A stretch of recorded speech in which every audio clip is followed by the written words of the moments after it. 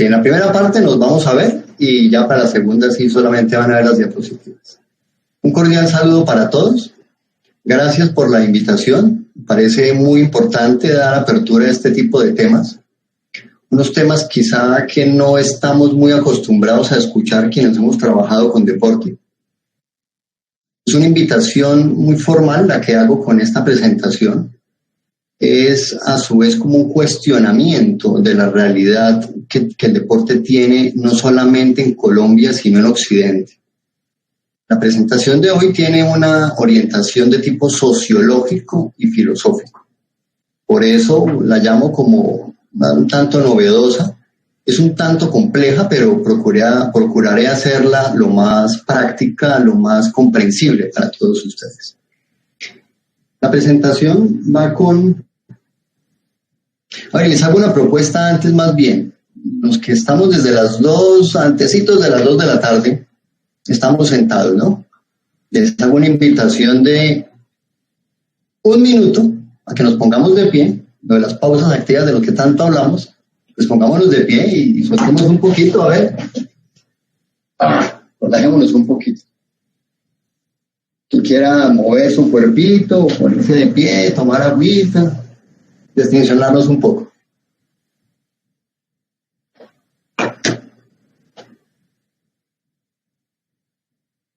Las pausas activas de las cuales quienes trabajamos en salud, en prevención, reclamamos tanto.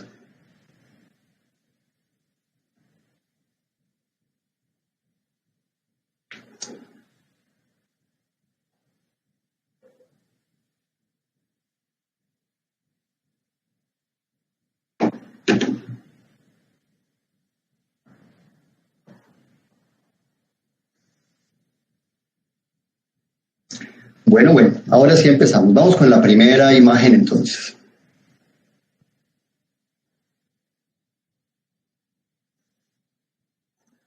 Juan Carlos, ¿ya me escuchan? Sí, y la vemos la presentación, ya está la presentación en curso. Listo, sí señor.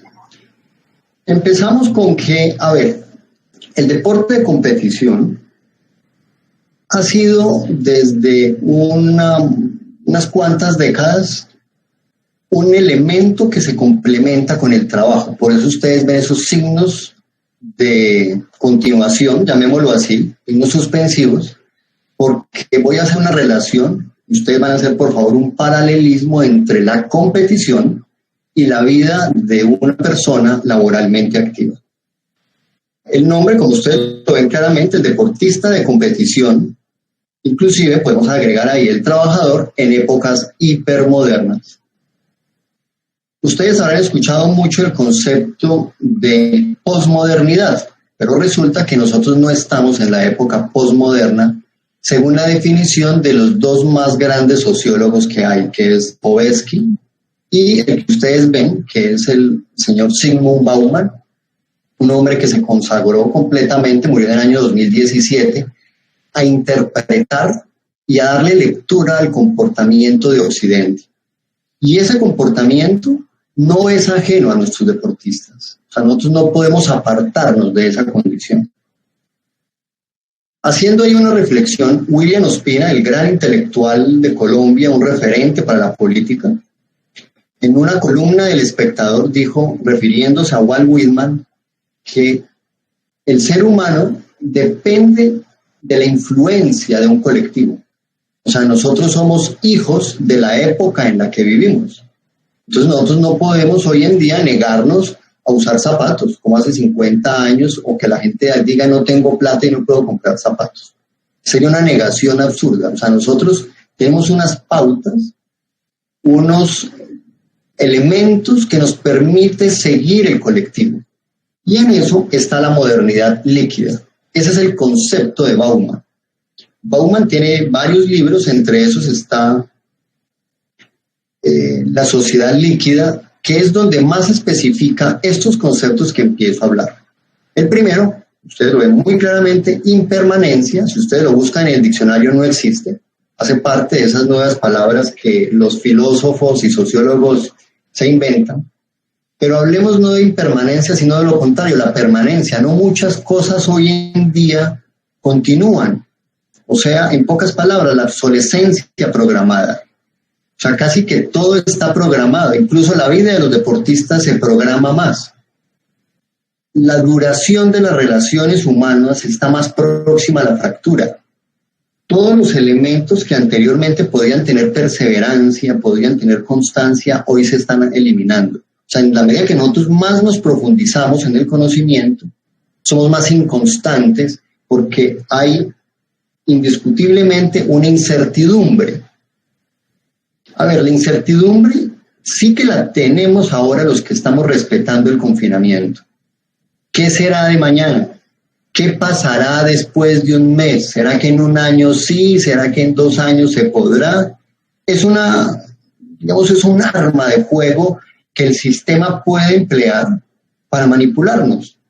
Y muy claramente vemos que en psicología y en psiquiatría, en economía y en política, la incertidumbre está presente. Es algo que mientras estemos vivos permanecerá. Es un elemento que está implícito dentro de la condición humana y que no podemos negarnos. De hecho, por ejemplo, el mercado y los negocios se basan mucho en la incertidumbre. O sea, ¿cómo puedo enfrentarme a algo? El deportista de competición tiene permanentemente la incertidumbre. Eso es un elemento para tener muy en cuenta. Si nosotros conservamos la incertidumbre, también tenemos alta vulnerabilidad. Nótense que hay permanentemente una amenaza cada vez más abrumadora. Mientras más nos blindamos con antibióticos, por ejemplo, para el término del cuerpo, nos blindamos en seguridad con nuestras casas, con nuestras empresas, también surge más inseguridad en el ser humano. En el deportista ese concepto de vulnerabilidad a nivel psicológico sí que está muy marcado. O sea, es el sentirme desprotegido, el que me llegue el día de la lesión y que cuando me llegará la hora de retiro. Esos son elementos que se tratan desde el punto de vista sociológico y que son muy fundamentales para tener hoy en cuenta.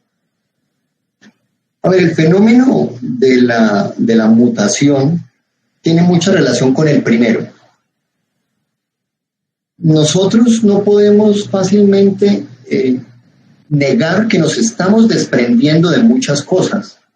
Las mujeres, después de esta emancipación de la feminidad, de liberarse más bien de ese yugo del machismo, pues lo que hizo la mujer fue rebelarse a algo y asumir un rol que bastante pesado es, con lo cual la mujer ha renunciado a muchas cosas que por siglos y siglos tenía, como la maternidad, como ser la que integraba los hogares, ser el centro de atención, el núcleo, y ese es un elemento que en sociología y en filosofía se tiene en cuenta, la mutación de la estructura familiar, que es algo que los movimientos religiosos de hoy en día procuran conservar, elemento válido. Y de ahí surge el último, que es el simulacro.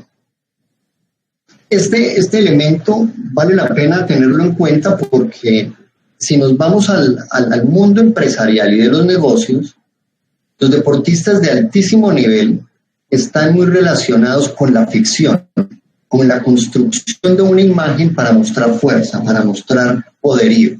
O sea, un concepto más bien como fantasioso, engrandecido de su condición corporal. Ahí estaríamos hablando de la construcción de un ego. Ese es un fenómeno que hace 50 años no existía. A ver, en este momento se puede decir desde el punto de vista sociológico que hay una ausencia de verdades, o sea, hay una eliminación, por ejemplo, de la solidaridad. La solidaridad hoy en día está muy relacionada con la rimbombancia, con obtener réditos de buena imagen, de buena vibra, porque soy generoso, porque el individuo se muestra muy próximo a los demás. Pero no significa que esa generosidad esté ligada a lo que por ancestralidad teníamos. O sea, nosotros cuando empezamos a romper con la religión, rompimos también con muchos valores. Y desde ahí que nosotros seguimos hoy en día, por favor, ojo, seguimos cualquier verdad que sea novedosa. Y ya vamos entrando en materia. Cuidado con que nuestros deportistas no entren al vaivén de métodos que aún no han sido comprobados. de laboratorios que dicen ser los ultrasalvadores de un mal, de una lesión. O sea, no podemos ser una marioneta de toda esta oferta seductora que hay. Resulta que cuando llega este movimiento de la hipermodernidad, se cayeron las estructuras de las grandes religiones. O sea, hay una delicuescencia, ese es un término que cobija muchas cosas en sociología. La delicuescencia, ¿qué es? Se evanecieron, se esfumaron muchos conceptos. Y el concepto, por ejemplo, si vamos al deporte, es completamente nuevo. Quienes tenemos más de 40 años podemos hacer una comparación claramente entre lo que fue la década del 90 y esta década que estamos viviendo. Hay una diferencia enorme. Si vemos el concepto de posmodernidad, es un elemento que para ustedes puede servirles y entender un poco más la complejidad de lo que es el deportista de hoy en día. Pero la posmodernidad se refiere a después del concepto de modernidad. La modernidad se terminó finalizando el siglo pasado y esos valores, ¿cuáles eran? La búsqueda de la independencia y la búsqueda también de la autonomía del ser humano. Y eso se logró. Ya el ser humano, al rebelarse a los conceptos que le imponía la fe, que estaba regido bajo los conceptos de la política, pues eso lo que hizo fue aumentar más, o sea, agudizar más su condición de autonomía. Y eso es lo que tenemos hoy en día. La hipermodernidad es la agudización de esos valores de la hipermodernidad. Entonces ya pasamos a Lipovetsky, que es el autor de los grandes libros que son celebrados en todas las ferias del libro del mundo, no solamente en Occidente, ¿no? Entonces, la hipermodernidad de Lipovetsky habla de la autonomía personal y los principios de la libertad. Este es un elemento que ustedes como entrenadores tienen, si se apropian de él, es un elemento para que tengan en cuenta lo que significa el deportista de hoy en día. O sea, un deportista que tiene autonomía, es un deportista que cuestiona permanentemente el entrenamiento que ustedes le suministran, porque él quiere tener libertad. Pasando ya al nuevo concepto de Redeker, que es un filósofo que habla mucho sobre el cuerpo. Él en un momento es crítico con el deporte y hace una crítica por el manejo deshumanizante que está teniendo el deporte. No con ello quiere decir que yo esté de acuerdo, ¿no? Mi discurso hoy es muy neutral. Ese concepto de él, ¿a qué se refiere? Él hace una narración histórica de lo que fue el cuerpo antes. O sea, un cuerpo inoxidable, lo denomina él. Y muchos autores, como Martin Heidegger, por ejemplo, habla de un cuerpo que quería industrializarse, o sea, el cuerpo de hace 3 siglos, que era sometido a largas jornadas de trabajo. Eso se dio para el concepto del deporte en el siglo pasado.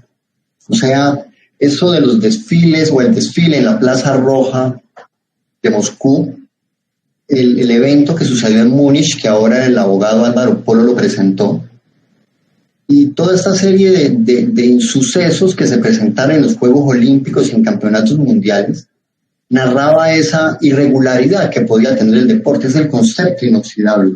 Es un concepto que está sujeto a variables.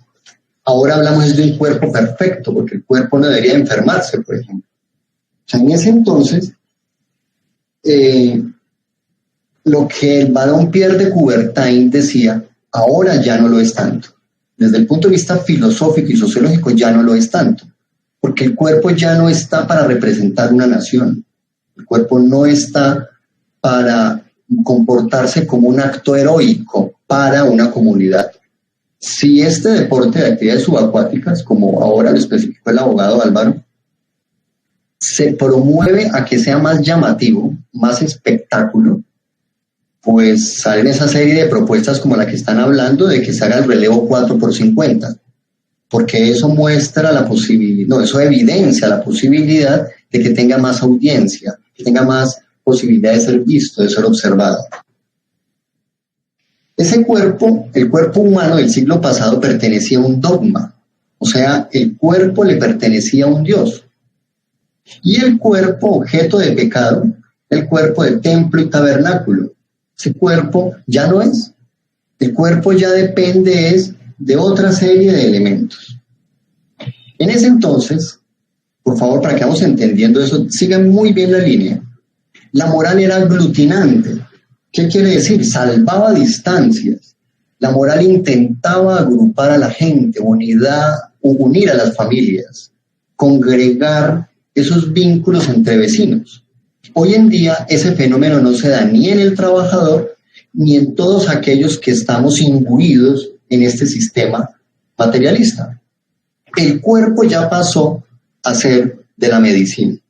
¿Me ayudas con la imagen, por favor? Con mi imagen. Tengo aquí una asistente extraordinaria. Va a salir mi bello rostro aquí para salirme de ese punto. Estos no son tan aburridos con la imagen. Resulta que a principios del siglo pasado se elaboró un informe, el informe Flexner, donde dijo que en la posición de Descartes, en ese entonces era 4 siglos, que el cuerpo para el médico y el alma para el sacerdote, para el rabino, se reafirmó. Con lo cual, se dijo que al cuerpo había que medicalizarlo. Ojo con este concepto, porque nosotros lo estamos repitiendo los que tenemos que ver con salud y con entrenamiento deportivo. Si el individuo tiene un síntoma, démosle un medicamento. Si el individuo tiene determinado padecimiento, hay un estímulo mecánico de la revolución científico-tecnológica, un estímulo X para aliviar. Por ende, todo se rigidizó a un esquema de resultado. No se le permitió a aquel individuo antes, que dependía del dogma, elaborara su propio concepto. O sea, había una resignación porque Dios le iba a ayudar. Ahora no, yo tengo un problema y me voy para donde el médico. Tengo un problema y me voy para donde el abogado a que me resuelva mi infracción. O sea, nosotros hemos delegado muchos conceptos y eso ha hecho que hayamos eliminado la conexión con la divinidad.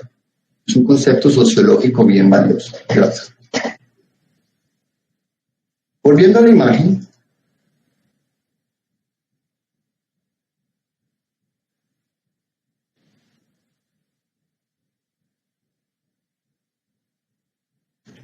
imagen, ya tenemos un cuerpo que depende de la medicina y el cuerpo se volvió espectáculo. Es un elemento claro y evidenciable. O sea, el cuerpo se despolitizó porque ya esos actos, como lo dije ahora, heroicos que venían antes con las guerras, era un orgullo que su hijo fuera a la guerra y entrara al mundo clerical, o sea, al mundo religioso, ya pasó a qué orgullo que mi hijo fuera deportista. Eso fue en los países de Europa muy marcado. Ahora el concepto es mi hijo lo patrocina tal marca. Por eso el deporte tiende a despolitizarse. Porque entre más espectáculo, más rentabilidad. Y aquí hablamos ya de normas del bienestar. O sea, todo lo que sea cuantificable, todo lo que sea a través de procesos racionales, son normas de bienestar. De ahí que las obligaciones supremas se hayan eliminado. Claramente, Fernando Savater, el filósofo español, el que habló de ética para amador, que algunos lo leímos en bachillerato, escribió un libro hace muy poco donde dijo los 10 mandamientos en el siglo XXI. Ya el ser humano no sigue fácilmente los 10 mandamientos. Ya es a partir de una serie de procesos mentales el desempeñarse en su vida. O sea, ese concepto religioso es eliminado y explica muchos cambios en los compromisos, en los comportamientos del ser humano. O sea, el ser humano hoy en día asume compromisos razonables. El contrato que tiene, lo que le corresponde hacer. De ahí que es una autonomía dirigida. O sea, es una autonomía que está muy relacionada con 2 elementos fundamentales, que es la felicidad y el éxito. Estamos en una época de crisis desde el 2009, que hubo este estallido económico en Europa, pues eso afectó generalmente el planeta. Y esa época de crisis está muy de la mano con lo que estamos viviendo hoy en día, la felicidad. Para contrarrestar esa alteración, pues se ha presentado todo esto. Hoy en día el ser humano, no solamente el deportista, vive un concepto filosófico que es la soma individualización. Miren que el concepto del deportista de discapacidad es darle el máximo realce a lo que tiene funcional. O sea, aprovechemos al máximo lo que sirva. Entonces igual pasa con el deportista que tiene ciertos talentos, aprovechémoslo al máximo, pero individualicémoslo.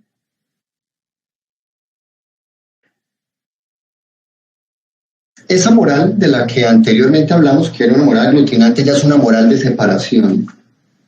Esa moral de separación, ¿qué significa?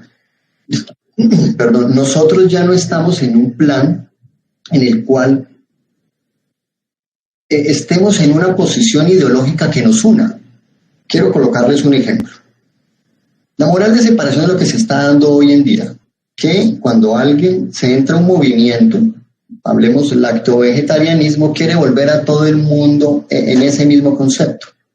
Los que hacemos ejercicio físico queremos que todo el mundo lo haga. El que está en determinado concepto ideológico, o por ejemplo ahora que el abogado habló del movimiento LGBTI, nosotros aquí los de LGTBI y allá los heterosexuales. Esa división por nichos nos está dividiendo más, nos está fragmentando, por eso la separación de hoy en día a partir de la moral. Y eso se ve mucho en las religiones, en las religiones trinitarias y unitarias de este pentecostalismo que nos está rigiendo. Ahora pasamos a un autor llamado Byung-Chul Han, ustedes ven ahí Han, que es el apellido de él, un coreano, que es el de mayor reconocimiento actualmente en el mundo, no hay otro superior a él en todos los ámbitos, en el académico, político, es el que mejor habla de política y filosofía. Él habla de que estamos en un concepto del narcisismo. O sea, un narcisismo no es el amor propio desde el punto de vista filosófico, porque ese término narcisismo es psiquiátrico, psicológico, filosófico y sociológico.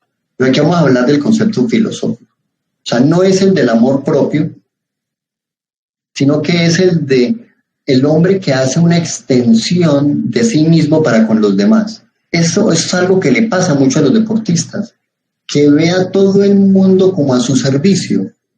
Y es algo que requiere un análisis para comprenderlo desde el punto de vista pedagógico. De ahí que el trabajador también lo siente igual. Él habla de la sociedad de rendimiento. O sea, la sociedad de rendimiento que quiere éxito.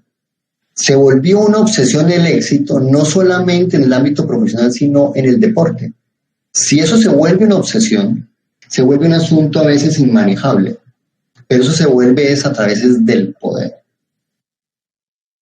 Se volvió una reducción, porque se habla es de realzar la potencia del ser humano y ya se eliminó el concepto del deber. O sea, ya el deportista, el trabajador, no le debe responder tanto al país o a una entidad suprema. Es el poder desarrollar su propia capacidad, o sea, su propia capacidad individual. Y en esos son los tres elementos que están fríos desde el punto de vista filosófico. Motivación, iniciativa y proyecto son los tres elementos claves. La regla general es el tú puedes. O sea, se explota a sí mismo el trabajador de hoy en día. Si ganas más, es porque estás trabajando más. Esa es un ciclo a veces pernicioso, o sea, gravemente perjudicial, porque la gente quiere más. Vivimos con la necesidad insatisfecha y eso se caló al deportista. O sea, el deportista quiere exigirse más porque quiere más dinero. Y ahí sí que hay un elemento fundamental para tener en cuenta cuando un deportista no sale de una lesión. Ese tú puedes no tiene freno. Ese tú puedes por motivación, por un proyecto que a veces es indeclinable, no puede darle paso a otra emotividad del cuerpo, al sentimiento del cuerpo. O sea, ese es el contra, el opuesto, el tú debes. Está eliminando al yo. A ver, ¿qué es el yo? Esto es un concepto un poquito enredado para quienes de pronto no están familiarizados con el asunto, pero lo voy a simplificar porque tampoco es fácil explicarlo. El yo viene desde que nacemos. Desde el punto de vista psicológico y psiquiátrico es así. El niño tiene una necesidad de comer. Busca, repta, se desplaza buscando el seno de la madre, succiona y ahí empieza a obtener el beneficio del yo, por un instinto. El instinto de buscar alimento hace que él encuentre una definición de su propia condición. O sea, mi cuerpo tiene hambre y busco comida. Voy a trasladarlo a otro concepto más claro. Un niño se cae y busca la ayuda de su madre. Tiene consuelo, mamá. Dame consuelo, papá, cuando el niño se golpea. Ahí está haciendo una identificación de lo que siente con su emoción. O sea, ¿qué quiere el niño? Cuando el niño no es atendido en esa necesidad afectiva, se empieza a comportar con el ego. O sea, ¿qué quiere decir? Yo mismo tengo que resolver el hambre en el caso del bebé. O sea, ahí se construye una fantasía en su personalidad. ¿Qué está pasando hoy en día? Voy a hacerlo más práctico. Muchos trabajadores de hoy en día tienen el deseo de ir a orinar y no pueden porque les obliga el trabajo. O sea, están desatendiendo su propio yo, el reconocimiento de lo que siente el cuerpo. ¿El yo con qué tiene que ver? Con que un deportista está triste y así mismo se expresa corporalmente. Tiene miedo y expresa un rostro de miedo, una inflexión del cuerpo, o sea, un cuerpo flexionado. Un individuo tiene ira, aprieta los puños. Un individuo está enojado, frunce el ceño. Pero si el individuo niega esas características, como le está pasando al deportista de hoy en día, está negando su propio yo. O sea, esa negación es el ego. Yo soy fuerte, yo todo lo puedo, y niega su propia experiencia de dolor, de fatiga, porque necesita mostrar una imagen, porque a nosotros nos hablan de imagen, y esa construcción de imagen le está haciendo daño al deportista. O sea, a futuro nos vuelven más mecánicos. Pero ¿qué pasa? Vamos a este concepto del sentimiento corporal. Enseguida vemos, elimina el yo y el sentimiento corporal. Les coloco una relación. Imagínense un deportista que niega su experiencia de sentimiento, por favor, de sentimiento, y él dice, no, entrenador, no aguanto. Y le pregunta al entrenador, ¿cuántas horas durmió? Y él dice, 5, pero yo entreno. Está comportándose por el ego, no por el yo. El yo le diría, mi sueño no es reparador y conciliador con 5 horas, pero yo soy capaz. ¿Por qué razón viene eso? Por el tú puedes. O sea, a ultranza se está yendo con el tú puedes porque quieren éxito. Queremos éxito a costa de lo que sea. Y eso elimina la posibilidad de que el deportista descolle, o sea, que llegue a su máximo nivel de potenciación, porque esa potencia del cuerpo se da a través del sentimiento corporal, no de la sensación. Por favor, diferenciemos el sentimiento, que tiene una relación corporal, y la sensación es simplemente un reflejo. O sea, voy a colocar un ejemplo de la sensación. El entrenador dice, yo veo a Julano allá como cabizbajo, pero camina a entrenar. Le desatendió su emoción, quizá estaba triste, quizá le pasó algo. ¿Por qué? Porque lo que importa es el rendimiento. Ese elemento de frialdad se está estableciendo en el deporte. ¿Por qué? Porque el elemento es el éxito, no la necesidad emocional. Aquí viene mucho concepto de la psicología. Este es el ensayo de este autor, un autor, como les dije ahorita, polémico, interesante, pero que muestra claramente lo que está sucediendo hoy en día. Crepúsculo tiene 2 definiciones, una muy bonita que es cuando raya la luz y aparece el sol en la mañana, y cuando el sol se oculta y continúa la luz hasta que ya se oscurece. Es el crepúsculo. En este caso, es una fase declinante. ¿Cuál es la fase declinante? La fase declinante de la ausencia del alma. Van a decir ustedes esto tan complejo, pero realmente no es tan complejo. El alma es lo que el ser humano hasta hace 50 años tenía en cuenta. El alma es lo que Dios transmitió al ser humano cuando nació, y él, dependiendo de cómo se comporte, se la entrega a su Dios o a su deidad después de morir, o sea, resucita. ¿Y qué pasa? Muchos individuos hoy en día, hablo de trabajadores, de deportistas, están, como lo dice alguien, en un concepto de despreocupación. Nosotros eliminamos la preocupación trascendental.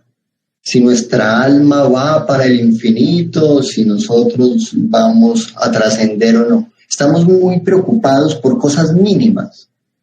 Si el carro se me rayó, si llovió y me mojé. O sea, este autor, Heidegger, habla muy claramente que el ser humano de esta época iba a vivir sin preocupación. Él lo denomina porque ya no son preocupaciones trascendentales, son preocupaciones netamente materiales. Y en ese orden aparece una cosa que se llama la ética intramundana, que es lo que estamos viviendo hoy en día, un tema profundísimo que me parece interesante relacionarlo siempre con el deporte. William Mauricio Beltrán, un sociólogo bogotano, su tesis doctoral la elaboró a partir de la explosión de todo el monopolio católico y la degradación en las religiones. Y eso afectó indiscutiblemente la manera como el deportista y el trabajador ve a Dios. O sea, la ética de hoy en día está sujeta a la malicia. Si nos remitimos ahora a la intervención anterior del abogado Polo, vemos que donde podemos tener más esquemas rígidos, más controles, hay también más posibilidad de evadirlos. Se eliminó este concepto, la experiencia soteriológica, o sea, la experiencia salvífica, o sea, el cómo trascender, si yo me voy a salvar o no. Ahora casi a nadie le importa eso, ahora es una experiencia netamente mental. Y ese concepto del alma que le pertenecía a los sacerdotes, que tenía una profundidad en el infinito, se trasladó por el yo con el Freud, o Sigmund Freud, y ahora se habla es de mentalidad. Miren que la psicología deportiva hoy se habla es de mentalidad, de fuerza. Y al eliminarse el yo, se está eliminando la posibilidad de tener la experiencia de qué siente el individuo. A ver, yo les voy a hacer un planteamiento en este momento. Ustedes en este momento, ¿qué sienten? ¿Tienen hambre? ¿Están cansados de este tipo que está hablando esto? ¿Tienen deseo de orinar? ¿Tienen un gas intestinal? Esa es la experiencia del yo. O sea, ¿qué relación tenemos nosotros con nuestro cuerpo? Si un deportista sigue en esa mecanización, es la proyección que se habla, está eliminando la experiencia de gozar de la existencia. O sea, tendremos deportistas frustrados, tendremos deportistas que tienen, como lo dicen varios filósofos, una depresión del éxito. Si nosotros nos reducimos a mentalidad, pues indiscutiblemente hablamos de lo que hoy ahí se habla, del psiquismo, del todo lo puede. A ver, la voluntad es un aspecto bien controversial que ha existido siempre. Vamos a las fuentes. René Descartes fue el que habló que la voluntad dependía de la libertad, o sea, la posibilidad de elegir o de huir, o sea, de dudar, de proseguir o de quedarse aquí. Eso es un componente que se permitía en otra época, ahora no se permite fallar. Por eso es una mecanización del deseo. No se arrepienta, vaya a ultranza. Con esto queda como una reflexión. Estamos en la época donde hemos negado toda una historia de los grandes libros de la historia, donde hemos negado todos los textos apócrifos y todos los pensamientos que nos han precedido a través de la historia. Continuando con eso, tenemos que ahora antes la palabra potencia estaba acuñada a que era una condición interna del ser humano y que el poder era el conocimiento de Dios, no había nada más. Hoy en día estamos sujetos a otro concepto. Ahora el alma se habla que es una asfixia espiritual. Todas las órdenes religiosas en el mundo, a partir del Concilio Vaticano, dijeron, nos están arrebatando las almas. Y de verdad, el sistema capitalista, consumista, que nos ha hecho llevar a este desenfreno en el que estamos, es un desenfreno emocional. O sea, eso explica por qué tanta ansiedad, tanta depresión, explica por qué hemos eliminado el alma del cual habló Platón en su libro Fedón. Importante esto para que ustedes se apropien, por favor. Hoy en día el deportista, al igual que todas las personas que estamos, repito, imbuidas en este sistema materialista, tenemos un temor horrible a la enfermedad. Y es porque hemos perdido la conexión existencial con permitirnos gozar la vida. Ahora quienes están en esta condición respetándola, tienen una serie de padecimientos, de desesperos, porque no estamos en un retiro espiritual. O sea, estamos obligados a estar encerrados, por favor. Y eso aumenta la incertidumbre y la duda de si nos vamos a enfermar o no. La vejez se niega cada vez más, o sea, el temor a ser caduco. En el deportista ese es uno de los grandes temores, que ya le llegue la hora del retiro. Y de esto pues qué ni hablar, porque ya no se permite. O sea, se ha eliminado la singularidad, o sea, la heterogeneidad de que todos somos diferentes. En el mundo del deporte se necesita es la homogeneidad, la fuerza, como lo dije ahora, el psiquismo y la uniformidad. Este concepto del mitritadismo es algo que viene desde la biología. Ojo con este concepto. Es proponerle a un deportista que sea sometido a ciertas cargas para que se insensibilice ante ciertos estímulos. Eso es válido y quienes hicimos deporte de competición necesitamos hacerlo. Someternos a ciertas cargas que nos hace sufrible el cuerpo, pero que la podemos resistir.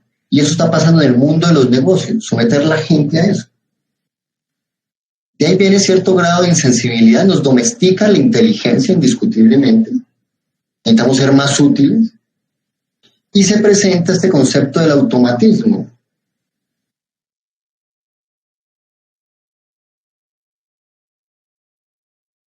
Vamos a hablar de la conclusión.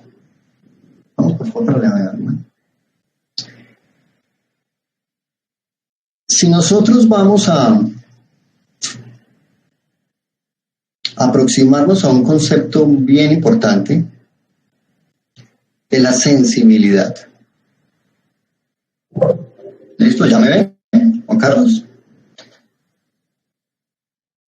Sí, doctor, sí lo estamos viendo en este momento. A ver, la filosofía y la sociología, cuando se direcciona hacia el deporte, se propone que no se desvincule de esa relación existencial del ser humano, que el deportista no pierda esa sensibilidad. Ahora en la última diapositiva hablé sobre lo que significa la muerte. A ver, hay un texto que habla Vincent Thomas, es el antropólogo que más habló sobre la muerte. Él hace una relación muy estrecha entre lo que es la muerte en la África negra y lo que es la muerte en Occidente. Y claramente ellos aceptan y celebran la muerte. Nosotros en Occidente entramos en angustia y en desesperación cuando hablamos de muerte. Y ese concepto de muerte hay que trasladarlo al ámbito deportivo. Porque miren que todo deportista cuando llega a llega de competir llega a la raya, dice, casi me muero. Ese casi me muero, ¿qué significa? Angustia. Es un dolor corporal. Esa característica emocional es lo que vamos a tener justo antes de morir. Al deportista muchas veces se le dice, no llore, como se le dice a los niños. O sea, se le dice, no sienta. Se le está eliminando el sentimiento, por favor. Y eso explica el por qué hoy en día todas las empresas nos hablan de la vida, de potenciar las experiencias del goce, pero no muchos nos hablan de la muerte. Nos hablan de la muerte pero para vendernos seguros, para vendernos una sensación falsa de seguridad. Pero nosotros, repito lo que dije ahora, está presente la incertidumbre. O sea, la angustia existirá mientras estemos vivos. Y si nosotros seguimos tan materializados, queremos eliminar la angustia, queremos eliminar el miedo. O sea, no tengan miedo, tírese a la piscina, compita y quítese el miedo. Nos estamos enfriando desde el punto de vista espiritual, lo diría Francisco de Asís.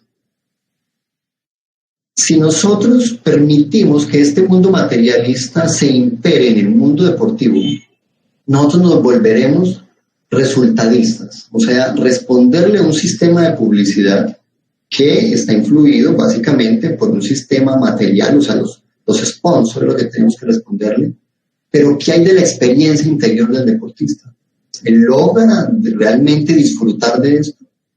Y es bien claro que quienes llevamos mucho tiempo en el deporte, que todos aquellos que han podido lograr grandes éxitos en el deporte y han podido permanecer por muchos años en la cúspide del rendimiento son aquellos que tienen una comunicación interior. O sea, son aquellos que pueden decir, aquí tengo que descansar. En este momento tengo que dormir y no puedo entrenar. Necesito comer más. Cuando nosotros hoy en día estamos haciendo una delegación permanente de nuestra experiencia interior. Vuelvo a colocar el ejemplo de ahora. La persona no durmió bien, o sea, no tiene un sueño conciliador y reparador y se va a entrenar. Y entrena así. Y luego tiene una descompensación nutricional. Quiere comer compulsivamente dulce en la noche. Y luego la nutricionista le dice, usted no puede comer dulce. Pero resulta que si hacemos un análisis fisiológico, un individuo que no tiene un sueño conciliador y reparador, hace entrenamiento deportivo, en la noche no puede respetar la dieta. Y la dieta nos la están entregando a partir de conceptos racionales. O sea, coma esto, no coma lo otro, 200 miligramos, 400 mililitros de... Nos rigidizan ese concepto y, repito, nos hacen más fríos. Nos están eliminando la humanidad. Por lo tanto, si permitimos nosotros como entrenadores desde el punto de vista pedagógico salvar esa negación que estamos haciendo cada día por el sistema materialista en el que estamos, pues vamos a un derrumbamiento de la humanidad. O sea, este es un llamado a que ese concepto de fuerza, muy válido, no esté deshumanizado progresivamente. Porque esa eliminación de las emociones y la relación con el cuerpo nos va a hacer, como en el concepto filosófico, más narcisistas. Vamos a la conclusión, por eso la invitación de la sensibilidad en la primera conclusión.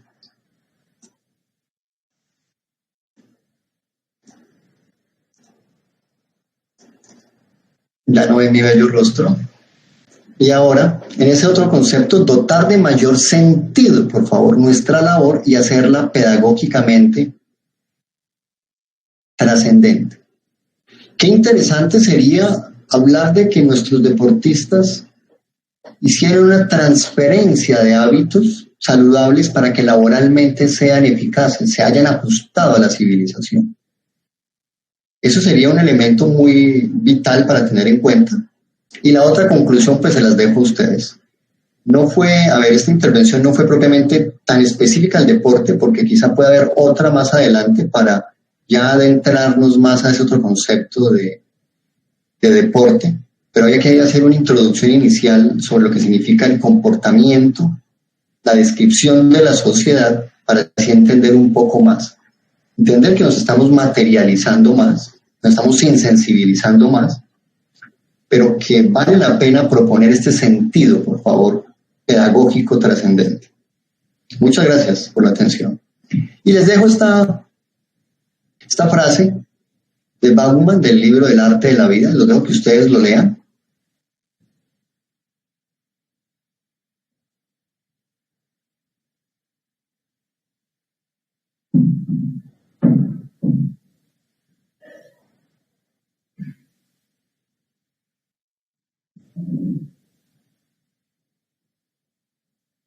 Voy a permitirme contarles algo, sin que yo esté a favor o en contra.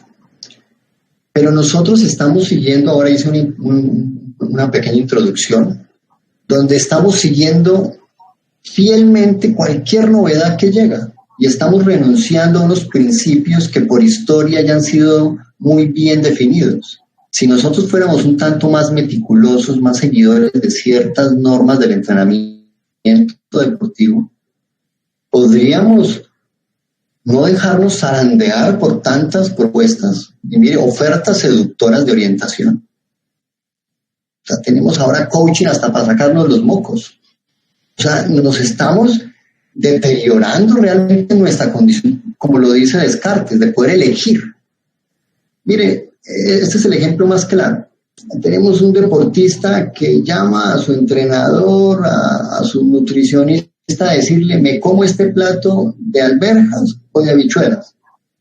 Necesitamos dotar al deportista de una mayor capacidad para definirse a sí mismo, por una orientación de un individuo profesional en el deporte que tenga una capacidad de cobijar varias áreas. Así como en la medicina ya existe esa subespecialización de psicoinmunoendocrinología, al deporte le va a llegar también lo mismo.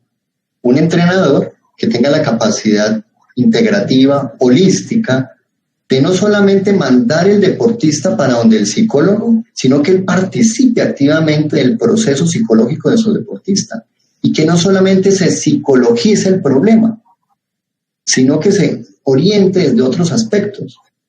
Miren lo que les dije ahorita, a un individuo le entregan una dieta y esa dieta se la entregan por una propuesta racional. Animal. ¿Nosotros por qué comemos?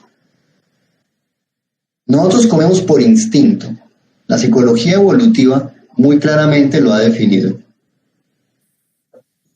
Me quedan 3 minutos para este concepto. Nosotros comemos para no morir. Comemos por la misma relación del cerebro reptiliano que tienen los animales. O sea, en eso somos igualitos, en el sexo somos iguales. O sea, nosotros comemos por algo de lo cual nosotros no tenemos control. Entonces nos entregan una dieta rígida, esquemática, ya son más flexibles, eso es una ventaja, pero hay una serie de procesos emocionales que hacen que comamos más o no comamos. Un individuo con ira no come, un individuo con falta de sueño come más, un individuo triste tiende a comer más. Por lo tanto, si nosotros le damos ese concepto netamente calculado como estamos hoy en día, encaja muy bien para ciertas personas. Esta cultura de hoy en día, de la obsesión y el culto al cuerpo, ellos pueden someterse a eso, a esa norma de la milimetría, tantos gramos de. Pero cuando alguien está bajo el estado de ansiedad, es imposible detenerse y decir, por raciocinio, no como. Entonces hay que poner en juego una serie de elementos que nos permite integrarnos más desde el punto de vista nutricional, corporal, en todos los aspectos pues, del ser humano, igualmente pues del deporte. Con esto, muchísimas gracias por la participación de ustedes, por haberme invitado y esperamos cualquier respuesta si la hay, cualquier pregunta, perdón, si la hay.